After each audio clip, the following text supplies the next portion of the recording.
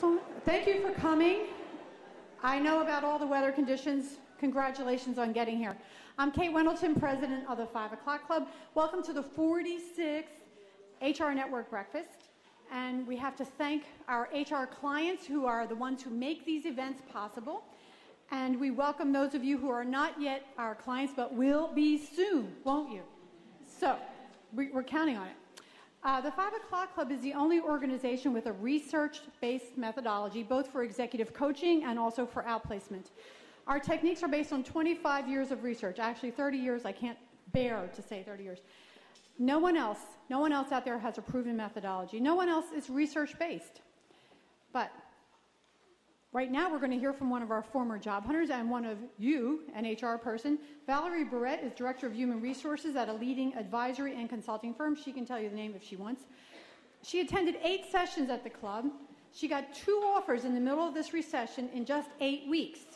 And she's a senior HR person. Hello? Anyway, let's give Valerie a round of applause for coming back here and reporting. Yay!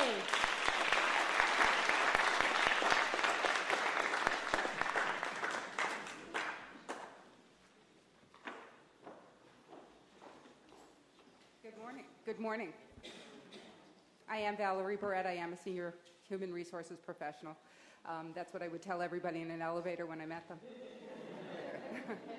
What I really want to tell you is how well the 5 O'Clock Club knows me.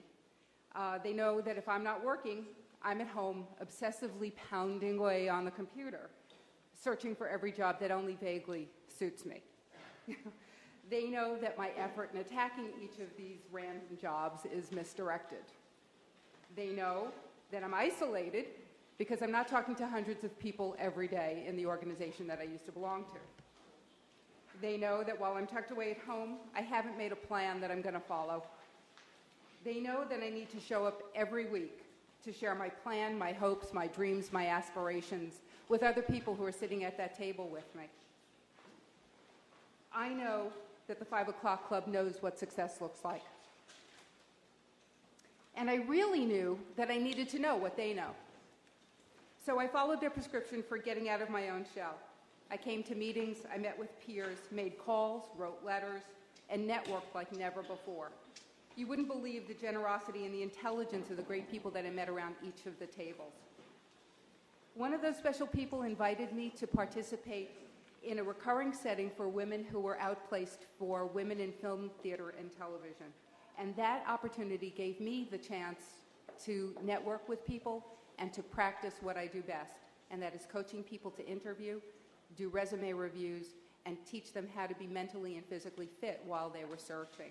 And that was a great experience for me. It kept me vital in what I do. I coached the members of the organizations, and the joy in that kept me going. It's led to lasting friendships and a news interview, actually, on human resources practices that appears on the web. I don't know the website. I worked with people trying to launch businesses, consultancies, websites, did everything that I could to stay in the subject. In the meantime, I decided that becoming a professional chef would remain on the back burner. The biggest thing that I did was I remained visible. I didn't hide. I kept myself out there. I was offered a position that would have been nice to have, and it would have been a very nice place to end the story and tell you that I took that job. But as I was preparing that night to start my life in this new position, I went to the gym. What else would you do as you're going to start a new job? And got a phone call that said, I know somebody who knows that there's a job that hasn't been posted and you're the one for it. I said, that's not possible. I've been offered a job somewhere else. They said, okay, go to the interview anyway.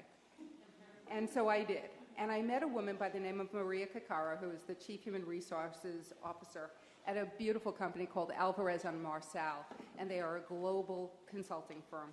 And she and I began talking that day, and I'm happy to say 2 months later we haven't stopped talking since. It's a wonderful environment. The networking thing just cannot be underestimated. Get out there, be with everybody who might know somebody. I know what a luxury this is to have been offered 2 positions in this environment and to take the one that really made me happy. But all of this is due to the 5 o'clock club, and I'm grateful for their guidance, and now I know what they know.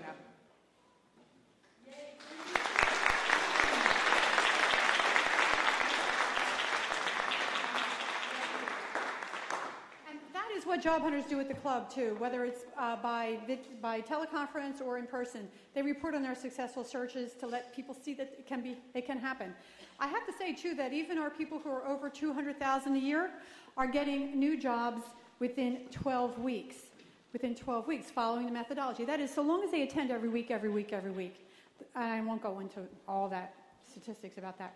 But 5 o'clock clubbers always outperform the market if they do what we tell them to do. A number of the people in the audience today, in person and via video, are in between jobs. Guess what? We can give you the same help that we gave Valerie for free. For free. You get, if you're in between jobs, you'll get a free set of our books, a box set of CDs, and you'll get 10 free small group coaching sessions at the club. That can't be beat.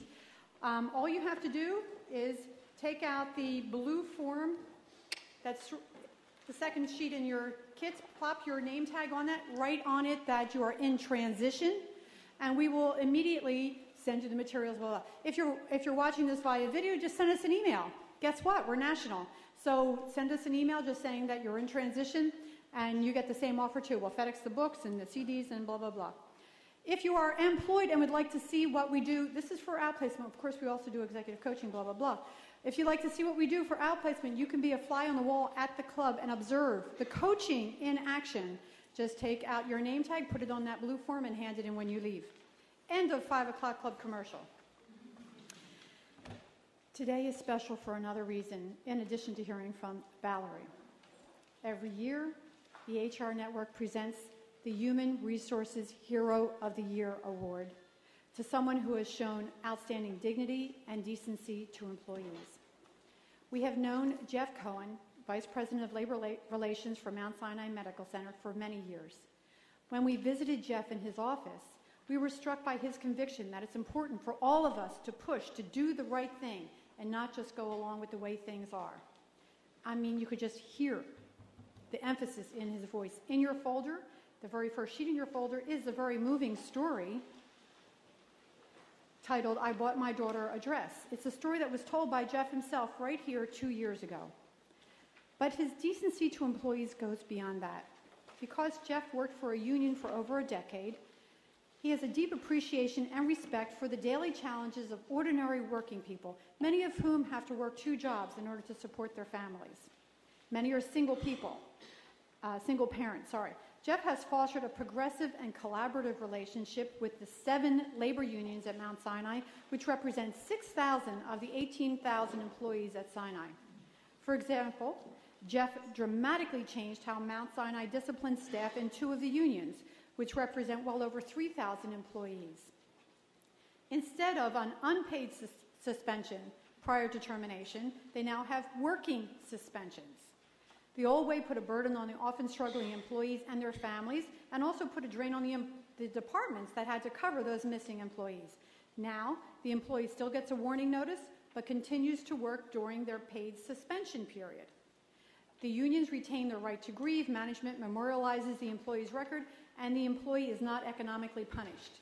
This humane approach to discipline has not reduced the number of warnings issued, but has reduced the number of grievances, and has created an atmosphere of civil grievance meetings. Jeff has also done extensive work with the Doe Fund, an amazing organization that helps formerly incarcerated men who need the opportunity to work. Jeff partnered with 1199, a famous union, and many other hospitals in the League of Voluntary Hospitals and Homes. Together they are creating a citywide effort that you might want to join to help these men secure good union jobs, a chance to give them a hand up, not a hand out, as the Doe Fund says. And we have literature about the Doe Fund in your handouts. There's so much more. In fact, there's probably 3 pages more I could tell you about Jeff, but we do have this panel waiting. So I'll end with Jeff's proudest accomplishment, that of still being in love with his wife of 31 years and having 2 children who are both Masters Plus trained New York City teachers. We are proud to award this year's Human Resources Hero of the Year Award to the inspiring Jeff Cohen.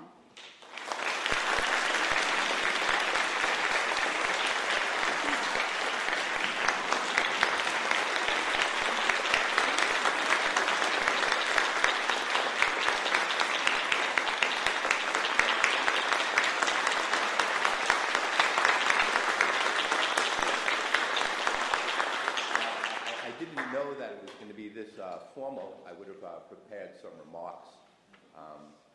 There's really three groups of people that I have to thank for this opportunity, and I'm not sure if I have representatives from those groups here. One would be the labor unions, who've really worked with me over the last decade or so at Mount Sinai, who've allowed me to get to the position where I'm able to make the kind of changes that I think are important to working people. The second group would be my colleagues, several of whom are here today, who are able to support me in those efforts. I know that I saw Karen Tiger here, Darrell Wilkerson, who's the vice president of the hospital, is here. Tanya Isaacs, who I work with, is here. And frankly, without them, I wouldn't be able to get to where I am today. And I think finally, the last group, and perhaps the most important, although I'm not sure, is the administration of Mount Sinai that 16 years ago took a chance and hired a former 1199 union organizer to lead labor relations at a highly organized hospital. I'm really not sure they knew what they were getting themselves into. It was probably a chance for them to do something different. I think it's made a difference. I think that those of you who are in human resources have an obligation to be a change agent. I've been doing this a long time, and I think too many people in human resources become people who just process transactions, and they hire people, they get people on board, they do interviewing. I think you really have to have a vision and a desire to make a change that is good for people and good for working people. I think if you just do the right thing, you won't have a problem. When I was first hired by a guy named Dr. Metzger, he just told me one thing. He said, your obligation to the hospital is to be the moral compass to Mount Sinai. And he told me that 16 years ago, and I've taken that very seriously. It sometimes means you have to take challenging positions. And frankly, if I had the leadership of the hospital here and the leadership of the union here, both of them would probably argue that I'm on the other side, which probably puts me in about the right place. You know, nobody can see me as being specifically on one side or the other. So it's an opportunity for all of you, I think, to do the right thing. Too many of us spend all of our time worrying about holding on to our job rather than following your passion and your heart. I'm fortunate enough to have an organization that supports me in that effort and that initiative. And I thank you all for this opportunity. Thank you.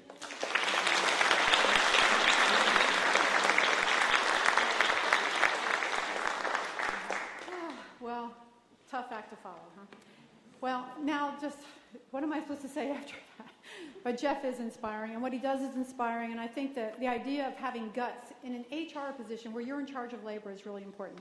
Now, about the HR network, our goal is to give back to our 5 o'clock club clients who really do make these events possible, and to provide the HR community with the best information available. Our November 12th event will be on Obama's healthcare reform and how organizations are responding to it. We already have 150 registrants. You'll get another email in a few weeks. So thank you for coming, and thank you for allowing us to be part of your professional lives, which I have to say shows a little guts to hire the 5 o'clock club to come and help you with your executive coaching or outplacement. You know, consider the names of our competitors, really, for a corporate type to bring in an organization that has this kind of name. That's pretty unusual. Today's topic was originally going to be handling terminations while planning for a recovery, but you weren't interested. You were not interested in that topic, and we hardly got any registrants. We got like 100, which is not that many for us on the first email. Downsizings are down. Okay, so we're getting downsized individuals, downsized apartments, but we are not getting the hundreds of people we got in 2008, 2009.